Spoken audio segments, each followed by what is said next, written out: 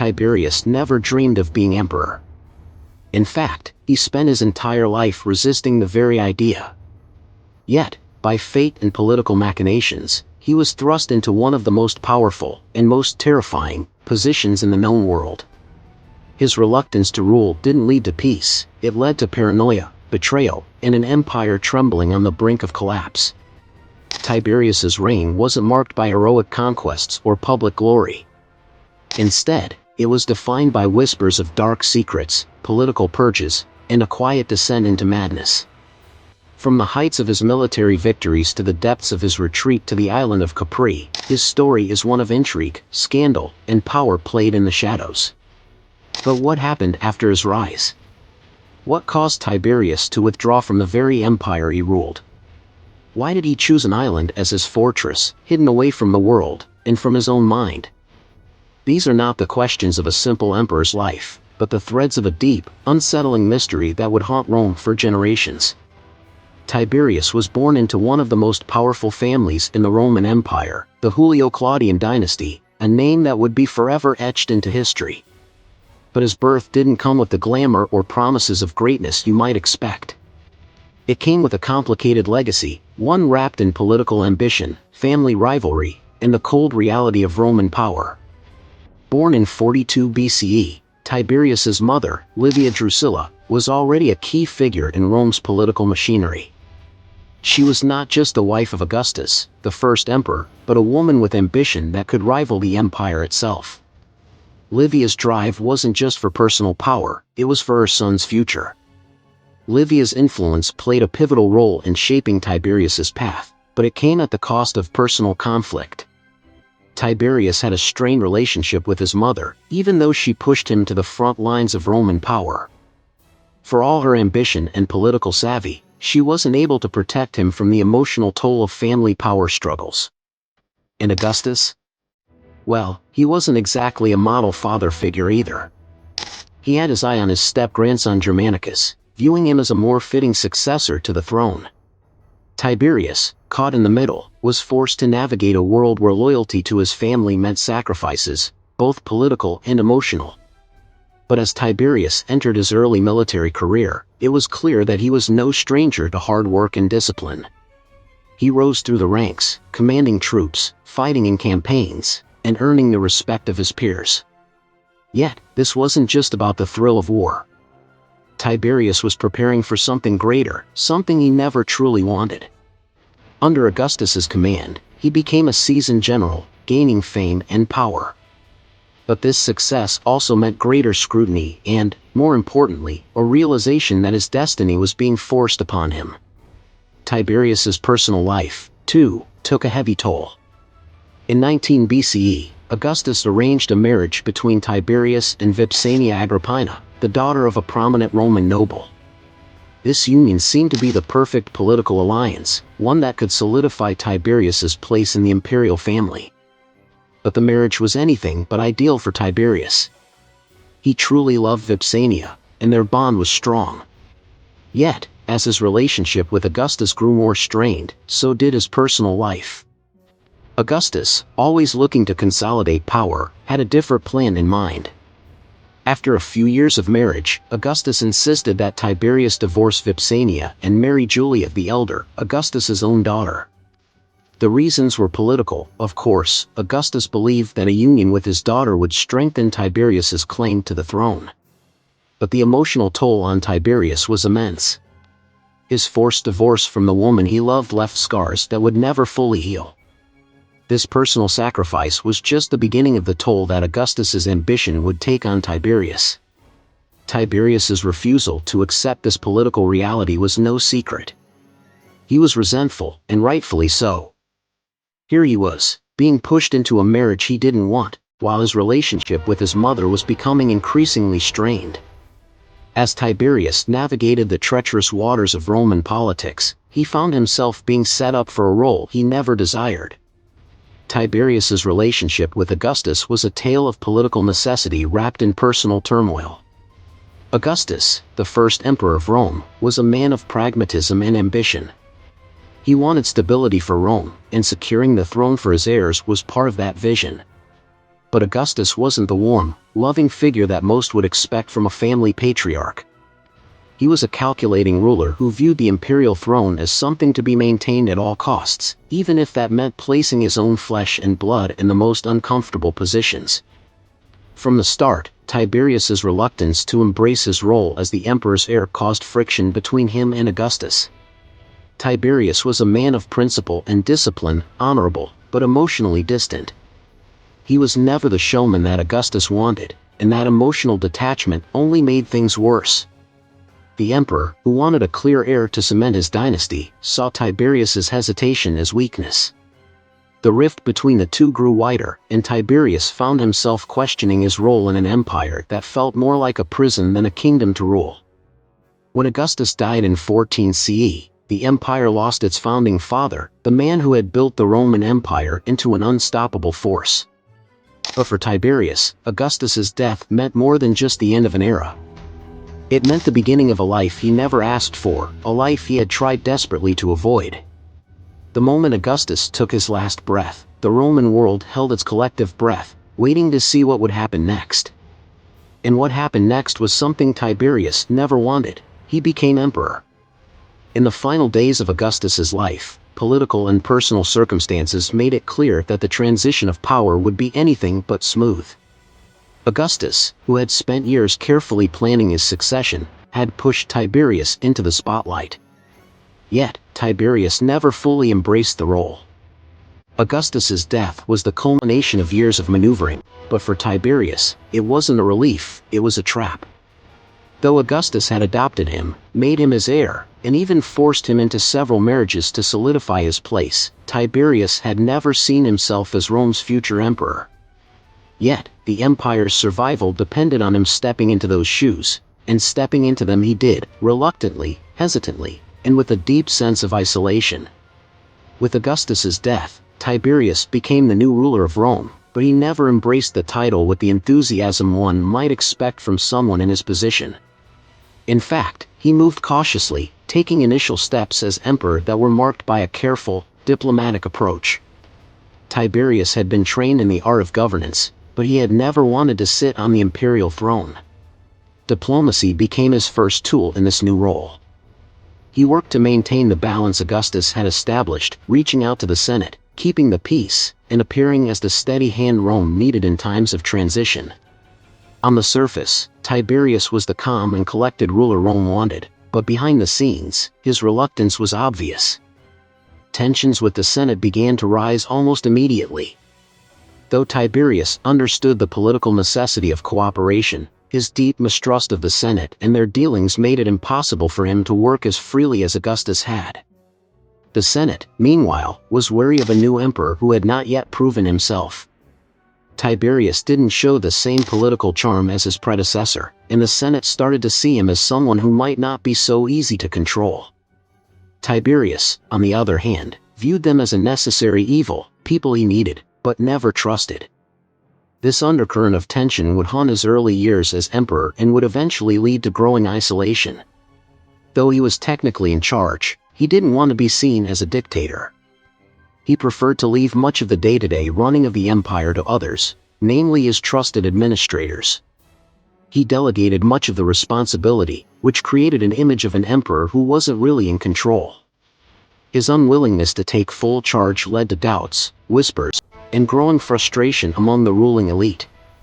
While Augustus had been seen as a strong, active leader, Tiberius appeared to be detached, even indifferent to the job.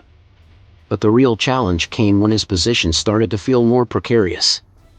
The deeper Tiberius dug into his role, the more he realized how little support he had among those closest to him. He may have been the emperor in title, but his rule was always in question. Political instability started to creep in, and it all boiled down to one major challenge: the rivalry with Germanicus. Germanicus was the son of Augustus's adopted son and Tiberius's own brother-in-law.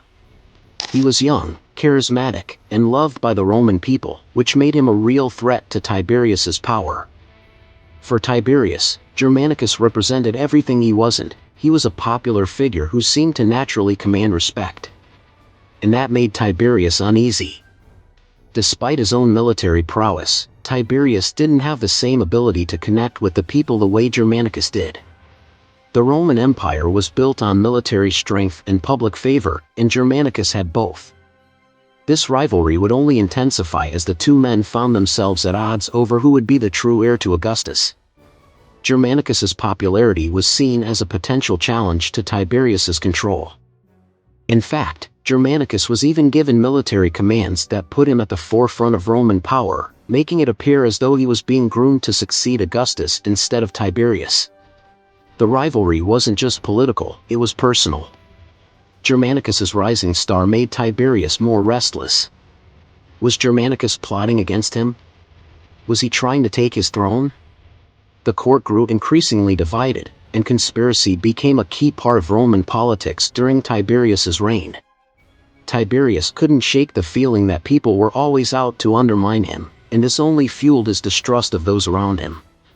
The longer he ruled, the more his isolation deepened, and the more the conspiracy theories surrounding his reign flourished. By the time Tiberius fully embraced his role as emperor, his empire was already teetering on the edge of political chaos. But as Tiberius settled into his reign, something dark began to take root in the heart of the empire, a growing suspicion that would come to define his rule. The emperor, who had once been so reluctant to take power, now found himself consumed by it, and with that power came a constant fear. Who could he trust? Tiberius's suspicions grew stronger with each passing year, and they weren't just limited to his family or his inner circle. He began to see enemies everywhere, even among the very people who served him. It wasn't just about military threats or external dangers. It was the constant betrayals, the intrigues, the whispers in the shadows, and Tiberius couldn't escape them. The Senate, once an institution he had tried to work with, became a nest of potential traitors in his eyes. Every political move felt like a scheme to undermine him. His distrust of the Senate was matched only by his growing distrust of his advisors. What started as a few whispers of conspiracy soon turned into full-blown purges. Tiberius's solution? Political purges. The emperor was convinced that to secure his reign, he needed to eliminate any threat, real or perceived. Those who had once been his allies, those who had been his advisors or trusted officials, suddenly found themselves in danger. Executions became a routine part of his reign. Perceived enemies were dragged into the open and swiftly dealt with. Senators, military commanders, friends, no one was safe.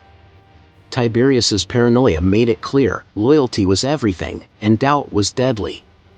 But in the midst of his growing distrust and paranoia, Tiberius found an ally, or so he thought, in Lucius Aelius Sejanus, his praetorian prefect. Sejanus was ambitious, cunning, and, at first glance, loyal. He was the perfect man for Tiberius to trust in a time when trust was in short supply. Sejanus had his own ambitions, though, and he knew that to succeed in the dangerous world of Roman politics, he needed to keep Tiberius close, and to manipulate him from the shadows. Tiberius, in his increasing isolation, grew to depend on Sejanus more and more. Sejanus didn't just control the Praetorian Guard, he became the eyes and ears of Tiberius. He was the one who could tell the emperor what was really happening in Rome, what threats were lurking, and what needed to be done. And to Tiberius, it was exactly what he needed, someone who would remain loyal, who would act on his behalf, and who could help him eliminate those he saw as a threat. But Sejanus had plans of his own, and the emperor was blind to them. As Tiberius trusted him more, Sejanus saw an opportunity to further his own power. He slowly began to position himself as more than just Tiberius's trusted officer. He sought to control Rome in his own right. Sejanus wasn't interested in preserving Tiberius's rule or the Roman Empire. He was after the throne. Little by little, Sejanus manipulated Tiberius, feeding him information that made his paranoia grow even worse. As Tiberius's isolation deepened, Sejanus's power grew. The emperor, consumed by fear, allowed himself to be controlled by the very man who would eventually seek to overthrow him. But Sejanus's treachery didn't remain hidden forever. The emperor's paranoia reached a boiling point, and the truth began to surface.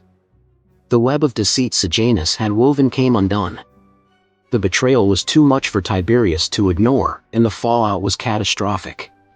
Sejanus was arrested, tried, and executed in a brutal fashion, his death a symbol of just how far Tiberius had fallen. In the end, Sejanus had played Tiberius, and Rome's emperor was left alone, his trust shattered and his power even more unstable than before. As the years wore on, Tiberius's reign became marked by one chilling decision after another. And then, in what can only be described as a final retreat, Tiberius made a decision that would change everything. He left Rome. In 26 CE, Tiberius withdrew to the island of Capri, a remote paradise off the coast of Italy. For years, the emperor had ruled from a distance, relying on his subordinates to manage Rome in his absence. But Capri became his prison, a place where he could retreat from the empire, from the court, and from the world he was too paranoid to trust. On Capri, rumors swirled about Tiberius's indulgence in pleasure, violence, and isolation. It was said that he surrounded himself with young boys and engaged in unspeakable acts. Whether these rumors were true or not, no one could say for sure. What we do know is that his time on Capri became a dark chapter in the history of the empire. As Tiberius retreated further into his own mind, Rome struggled in the hands of those he left behind. The island of Capri became a symbol of Tiberius's paranoia and powerlessness, a ruler who had once ruled with a cautious hand, but who was now lost in a world of distrust, betrayal, and isolation. But some of the most chilling accounts come from the stories of his interactions with his own family. He was convinced that everyone, even his closest relatives, might be plotting against him. Tiberius became obsessed with maintaining control, and paranoia clouded his judgment. It didn't take much for someone to earn his wrath. A perceived slight, an innocent remark, a whisper in the wrong ear, these could be enough to send someone to their death. Family members, once thought to be safe from the emperor's cruelty, became pawns in a deadly game of trust and betrayal. The emperor's inner circle was constantly shifting, with people disappearing as fast as they had arrived. His family was both his greatest source of strength and the cause of much of his anguish, with personal loss marking some of the darkest moments of his reign. Tiberius's sons, Drusus and Nero, were meant to be the future of the Julio-Claudian dynasty.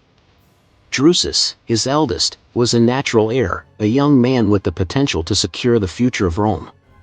Nero, though younger, had his own place in Tiberius's heart. But tragedy struck. Drusus's death in 23 CE was a crushing blow to Tiberius, and it marked the beginning of a series of personal tragedies that would haunt him throughout his reign. Drusus's sudden death, likely caused by illness, but some whispered poisoning, left Tiberius with a sense of profound loss and left a void in his family's legacy. But that wasn't the end. Nero, too, died young, adding to the crushing weight of grief that Tiberius would never fully recover from. The loss of both sons devastated him in ways that shaped his leadership. Drusus, the man who was supposed to carry on the Julio-Claudian name, was gone. And with Nero's death, any remaining hope for a secure future for Tiberius's line was gone as well. This left Tiberius isolated, even more consumed by his paranoia. His grief deeply affected his reign. But Tiberius' death in 37 AD was shrouded in mystery. He had been in declining health for some time, growing frail and weak in his later years, but his death still raised questions. Was it simply old age catching up to him, or was there more to the story? The rumors surrounding his passing were far more sinister.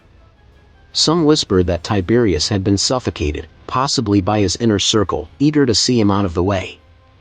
Others speculated that his own family, perhaps even his grandnephew Caligula, had a hand in the timing of his death. But the truth remains elusive. What is clear, however, is that Tiberius' demise marked the end of an era, and the beginning of a new and uncertain chapter for Rome. But the immediate aftermath of Tiberius' death was a political whirlwind. His reign, although marked by isolation and growing paranoia, left the empire in a precarious position. The Senate, the military, and the people all had their eyes on who would take the throne next. Would the empire fall into chaos, or would the transition be smooth? Then Caligula, the great-grandson of Augustus, the son of Germanicus, became Rome's new emperor.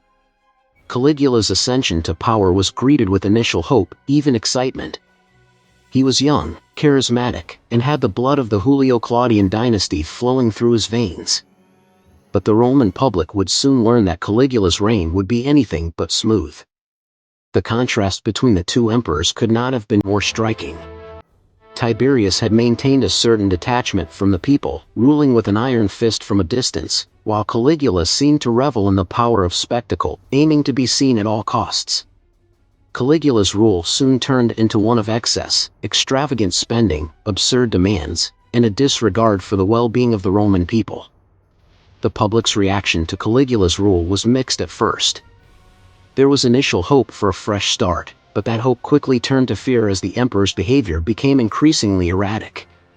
His decision to appoint his horse as a consul, his ruthless executions, and his apparent obsession with being worshipped as a god created a sense of unease among the Roman elite and common folk alike. The transition from Tiberius to Caligula, it seemed, had been a shift from one form of tyranny to another, one less hidden behind politics, and more blatant in its cruelty. What Tiberius left behind was a fractured empire, ripe for a leader like Caligula, whose excesses would push Rome to its limits. We have a more detailed video on the reign of Caligula in this channel, check it out. No matter how you look at it, Tiberius' reign had its ups and downs, but when it comes to military power and expanding Rome's borders, there's no denying he left a lasting mark. Take Germania, for example.